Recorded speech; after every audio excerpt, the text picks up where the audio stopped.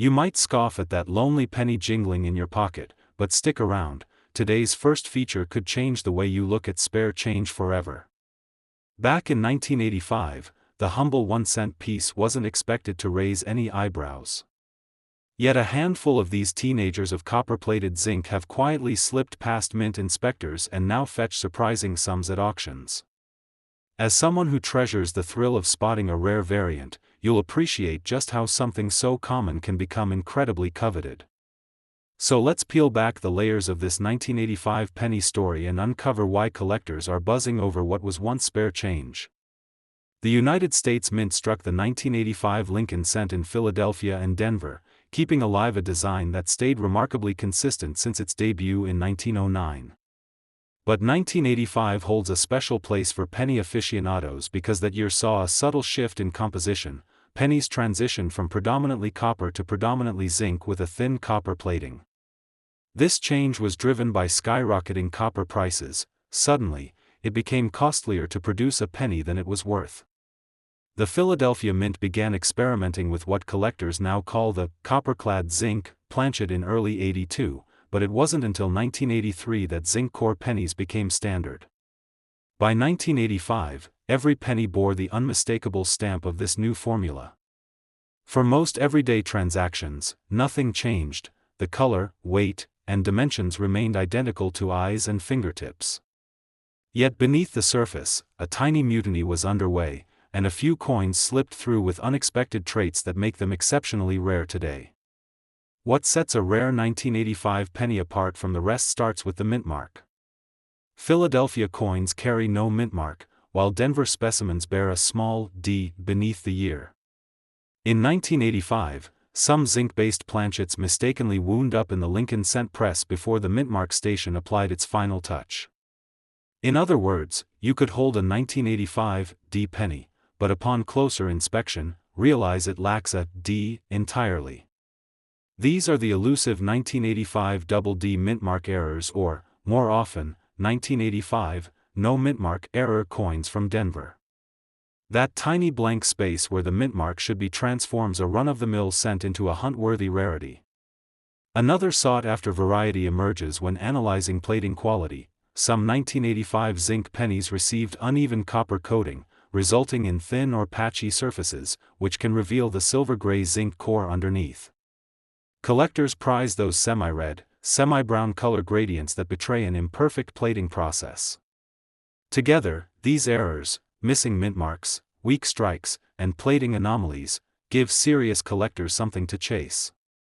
If you're wondering how much these misprints command today, you might want to sit down. In circulated condition, a straightforward 1985 D, no D error could fetch around $100 to $200, depending on eye appeal. Crisp mint state examples, however, accelerate rapidly in value. Recent auction records for high-grade specimens, MS 65 or higher, hover around $700 to $1,200, and occasionally break into the low thousands if the surface quality is pristine and eye-catching. Even more intriguing, select examples that combine missing mint marks with bold red surfaces, indicating a high percentage of original copper coloration, have hammered for as much as $2,500. Given that a standard 1985 penny in mint condition might only sit at $1 or $2, stumbling upon one of these rarities is like finding a secret treasure map in your change jar. If you've been sorting through rolls of modern cents hoping for that one magical find, this could be exactly the kind of payoff you've been dreaming about. Beyond auction figures and price tags, there's something undeniably fun. Shifting gears from our hunt for 1985's modern minting mishaps, let's leap back 2 decades to a penny born in a very different era. In 1963, Lincoln cent still gleamed in rich copper, fresh off presses that had stamped his portrait for over half a century. At first glance, a 1963 1-cent coin looks as familiar as any other mid-century penny, the same strong relief of Lincoln on the obverse, wheat ears framing 1 cent on the reverse, and a smooth, round rim.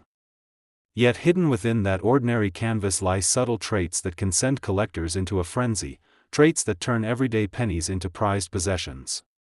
In the early 1960s, the United States Mint was still striking coins on 95% copper planchets, a practice that produced those warm, reddish hues collectors adore. The 1963 cent carried forward the design introduced in 1959, a portrait by Victor D. Brenner celebrating Lincoln's 150th birthday.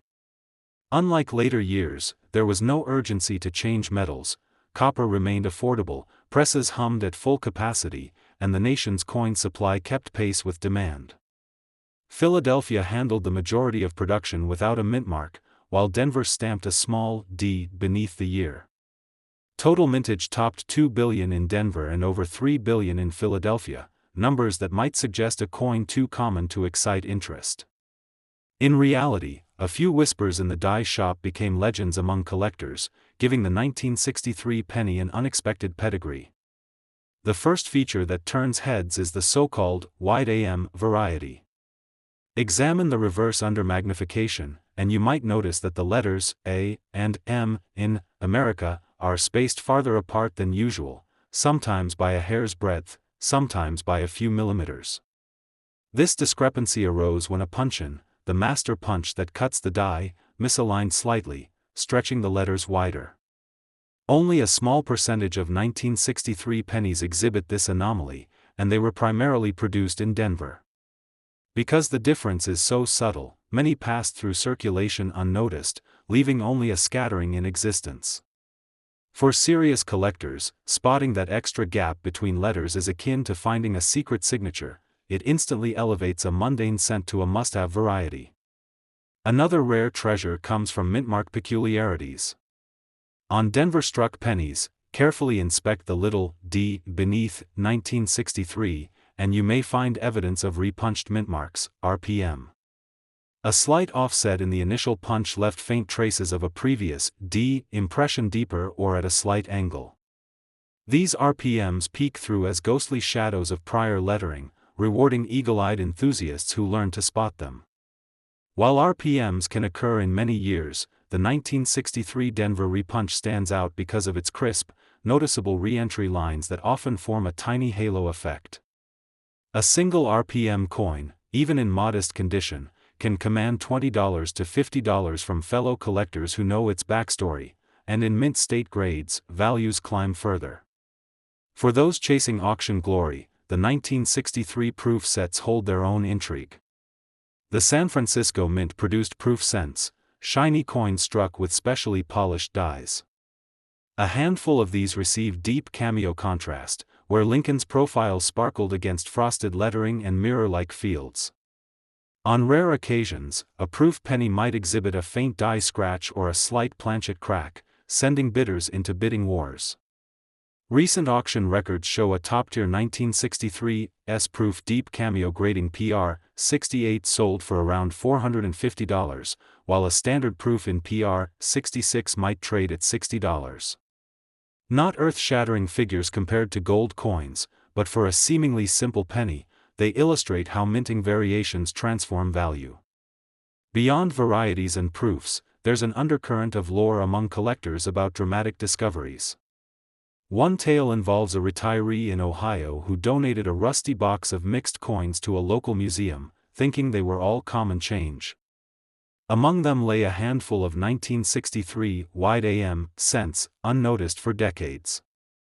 When a volunteer coin expert recognized the spaced letters, the museum realized they had unearthed a small fortune, enough to fund part of a special exhibit. In another corner of the coin world, collectors recall a mail-in submission of raw coins to a grading service. One 1963 D wide AM in uncirculated condition blew past its estimated grade, earning a perfect MS 67 and selling for over $4,000. These anecdotes circulate in newsletters and online forums, stoking excitement each time someone spots a coin that looks ordinary but hides a secret. Let's talk numbers in everyday holdings. Standard circulated 1963 pennies, those worn smooth from pockets, coin jars, or arcade machines, carry little more than face value plus a slight premium, maybe 5 to 10 cents if the copper sheen clings. Move up to an uncirculated MS 60 specimen, and you might see $1 to $2 on the market. Clear out the major flaws, no scratches, minimal contact marks, and coins grading MS-63 fetch $15 to $20. Once you hit MS-64, expect prices near $50. At MS-65, the same coin might climb to $200. The true jackpot arrives when a wide AM or RPM coin pairs with a top grade MS-66 wide AM examples can fetch $1,000 or more, while MS-67 rarities sometimes break $3,000, depending on eye appeal and surface quality. Proof varieties follow a parallel scale, PR-65 at $30, PR-67 at $150, and rare deep cameos reporting up to $600 for PR-68. Part of the allure lies in condition-driven stories.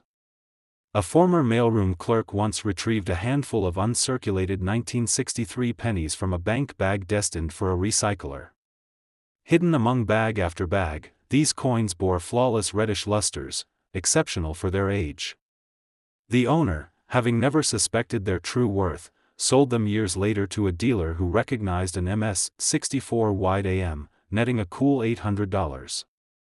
Contrast that with a penny showing a heavy rim ding or a dark brown patina. That same 1963 wide AM in lower grades might only go for $100.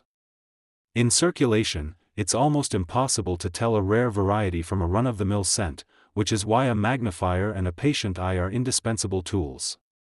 Wrapping up this segment, think about how a coin struck in Washington's post-war era secretly fostered a passionate subculture of hunters and hobbyists.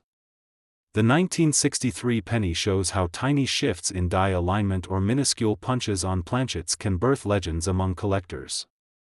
If you find yourself rifling through loose change next time, remember to examine pennies from 1963 closely under a loupe, spacing between AM, that phantom repunched D, or mirror-like cameo surfaces might be hiding in plain sight. Storylines like these remind us that even a delicate copper disc, nearly 60 years old, can transform an average collection into a centerpiece of numismatic ambition. Soon, we'll conclude this two-coin journey with some final thoughts on spotting rare cents and preserving their stories for decades to come.